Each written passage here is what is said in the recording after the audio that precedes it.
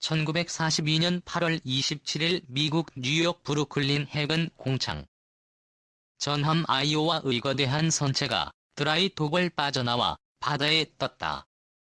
서둘러 무장을 탑재해 실전 배치된 이듬해 2월부터 전함 아이오와는 미 해군 타격력의 상징으로 세계의 바다를 누볐다.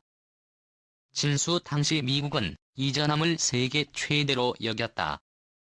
그럴만했다. 기준 배수량 48,425톤의 연료와 탄약을 가득 적재한 만재 배수량이 69,100톤에 이르렀으니까.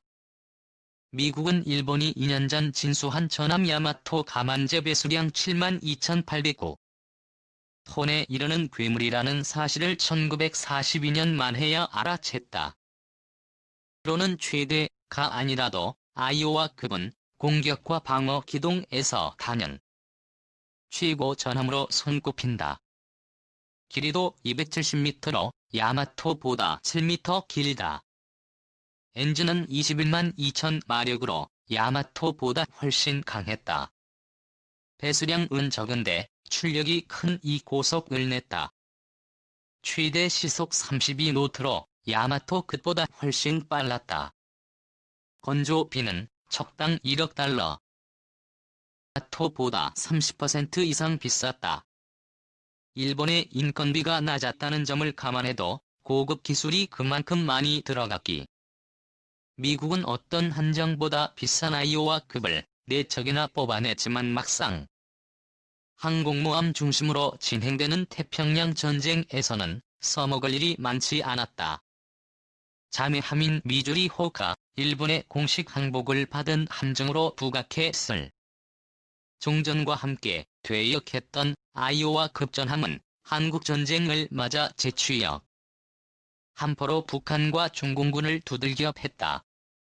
백선엽 장군의 이 군단이 주로 아이오와급 전함의 함포 사격 지원을 받아 아이오와급 전함은 이후에도 베트남전과 걸프전을 맞아 퇴역과 재취업을 되풀이했다. 거대한 함정의 상징성과 핵폭탄을 제외하고는 지구상에서 가장 강하다는 16인치 주포 9발 동시 사격의 위력 때문이다. 20세기 중 후반을 풍미한 아이오와급은 우연 또는 행운이 아니라 연속된 일본의 군축 주역 탈퇴 직후부터 사우스캐롤라이나 끝과 사우스다코타주급을 건조하며 축적한 고속 전함 기술의 결정체다. 아이오와급에서 단절된 전함이 다른 형태로 부활할 가능성도 없지 않다. 미 해군은 지난 1980년대에 각종 미사일 512기를 탑재하는 아스널 10 건조를 추진하며 3종을 전함으로 구분해 관심을 모았다. 전함의 후예 격인 아스널 10은 한국에서 먼저 등장할 것으로 보인다. 이중기 과제로 추진하는 합동 화력함이 축소된 아스널 11타. 고가의 미사일 200여 기를 채워 넣을 수 있을지가 관건이다. 제2차 세계대전이 끝나고 항공모함이 해상작전을 주도하면서 해상의 강자였던 전함들은 각국 해군에서 사라져 고철로 분해되었다. 그러나 수많은 전함 가운데 미 해군의 아이오와급 전함 많은 휴식과제. 제2차 세계대전부터 걸프전까지 50여 년의 세월을 넘게 전장에서 활동한 전설의 전함이다. 아이오와급 전함은 모두 현역에서 물러났지만 이 가운데 미조리호는 최근에 개봉한 영화 배틀시대에 등장해지고 정복에 나선 외계인과 한판 대결을 벌이기도 했다. 50여 년을 전장에서 활동한 전설의 아이오와급 전함 아이오와급 전함은 제2차 세계대전 말기에 건조된 전함이다.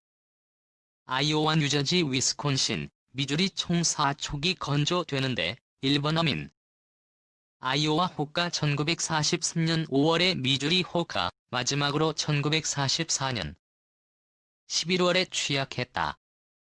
이들은 마셜 군도 작전을 시작으로 유명한 레이테만 해전에서에 참가하고 오키나와 공격에 참여하는 등 세계대전 중 맹활약을 펼친다. 특히 미주리호는 1945년 9월 2일 이루어진 일본의 항복문서 주 인식 장소로 역사적 이름을 남긴 전함이 되었다. 최첨단 해상무기 3 아이오와급 전함. 최초의 부활 한국전쟁 제2차 세계대전 종전 이후 미주리호를 제외한 다른 함정들은 장기 보존 상태로 들어갔다. 1950년 6월 25일 북한의 갑작스런 남침으로 한국전쟁이 시작되었다. 전쟁 발발과 함께 현역에서 활동하던 미주리호는 한국으로 급파되었고 나머지 함정들도 급하게 현역으로 복귀하게 된다. 아이오와 뉴저지, 위스콘신, 세척의 전함은 한반도 해역에 머물며 16인치 함포로 지상군을 지원했다. 당시 북한군과 공산 진영은 항공기를 볼 수 있는 공중 폭격과 달리 포탄 만 날라오는 미 해군 전함의 함포 사격을 가장 두려워했다.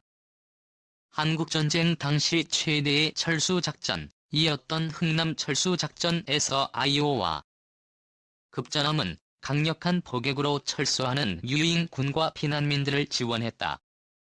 한국전쟁이 휴전으로 끝나고 아이오와 급전함 내 적은 다시 장기 보존 상태로 들어간다. 1968년 베트남전이 격화되면서 유조지호가 장기 보존 상태에서 해제되어 현역으로 복귀하게 된다.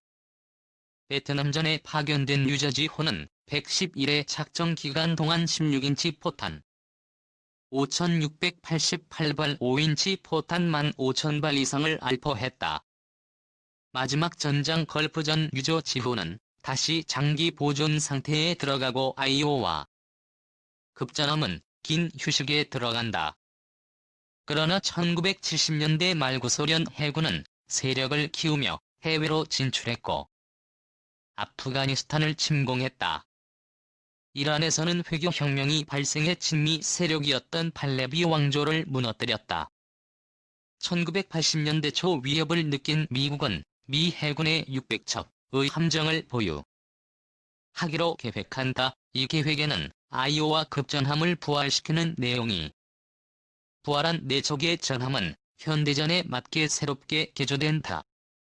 우선 레이더와 각종 전자 장비들이 현대화되었고 토마호크 순항 미사일과 하푼 대함 미사일이 탑재되었다. 정확한 함포 사격을 위해 5대의 Q2 파이오니아 무인 정찰기도 추가되었다.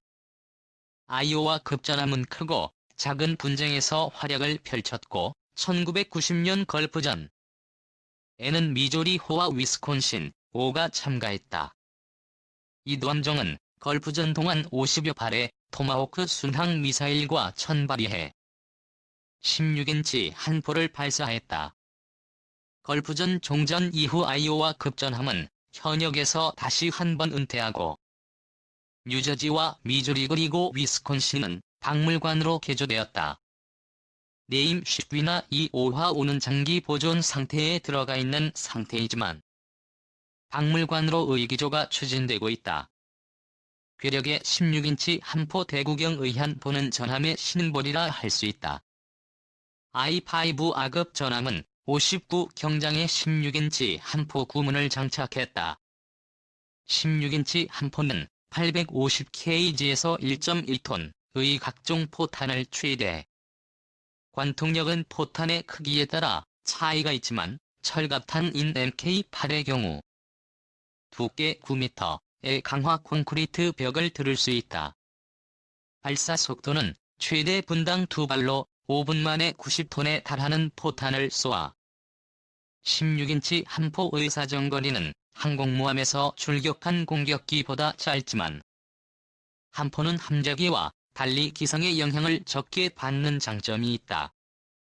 전쟁을 통해 16인치 함포의 위력을 실감한 미 해병대는 아이오와급 전함의 부활에 매우 적극적이었다. 최강의 방어력과 강력한 힘의 시현 1포와 함께 전함의 특징 중 하나는 아이오와급 전함은 1980년대 현역으로 복귀했을 당시 기준 배수량 45,000톤 만재 배수량 58,000톤 전장 270m 선폭 34m의 당시 미 해군의 항공모함 외에는 아이오와 급전함을 압도하는 함정은 해군의 가장 큰 역할 중 하나는 평상시 해군 함정을 통해 국가의 힘을 일반인이나 언론의 경우 특히 함의 크기에 특히 영향을 많이 받는다. 1980년대 당시 아이오와 급전함의 경우 거대한 크기와 강력한 무장으로 항공모함과 함께 강력한 미국의 힘을 시연하는 도구로 사용되었다. 와 함께 강력한 방어력도 아이오와 급전함의 특징 중 하나이다. 방어 장갑과 우수 안타, 층수미 구획 등으로 피격 시 함과 승무원의 생존율이 그 어떤 함정보다도 높았다. 천조국 또 포기 합동 화력함의 치명적 약점. 국방전기계획 포함 떠다니는 미사일 발사대 가성비 좋고 화력 강력하지만 지난 14일 국방부는 향후 5년간 291조 원을 투입해서 어떻게 군사력 건설을 할 것인지를 정리 12012 북방 중기 계획을 수립했다고 발표했다. 그중 신무기 개발과 구매에 쓰이는 예산이 무려 103조 원 구매 자체는 천문학적이지만 주변국들의 군사력 투자를 생각하면 그렇게 많은 건 아니다. 이번 국방 중기 계획에서는 이 103조 원으로 무엇을 어떻게 만들고 구매할 것인지 도비교적 상세히 공개됐다. KF-X 보란의 전투기 사업이나 현무 2-3 미사일 사업 가치 개발과 양산이 지속되고 있는 프로젝트뿐만 아니라 앞으로 5년 이내에 새롭게 공개될 신무기의 모습이 무엇인지도 알려준다. 엠프 탄정전 탄통신 중계 드로온 등 국방 중기 계획에서 공개된 하는 신무기 중 가장 눈길을 끄는 건 해군이 계획 중인 아주 특별한 일명 아스널 10으로 불리는 합동 화력함의 설계와 건조 추진이 바로 합동 화력함은 지상 공격 임무를 중심으로 탐대지 미사일을 대량으로 탑재하는 함정을 의미한다. 물론 현재 한국 해군이 운용 중인 충무공 이순신급 및 세종대왕급, 구축함 인천급과 대구급 프리기함, 그리고 손을 1급 잠수함의 현무 3 크루즈 미사일과 해룡 전술 함대지 미사일을 탑재하고 있기에 함선의 지상 공격 임무를 부여하는 것은 합동 화력함은 지상 공격 임무의 모든 능력을 오래는 지상 공격 합동 화력함과 가장 비슷한 개념의 함정이 바로 미국이 20년 넘게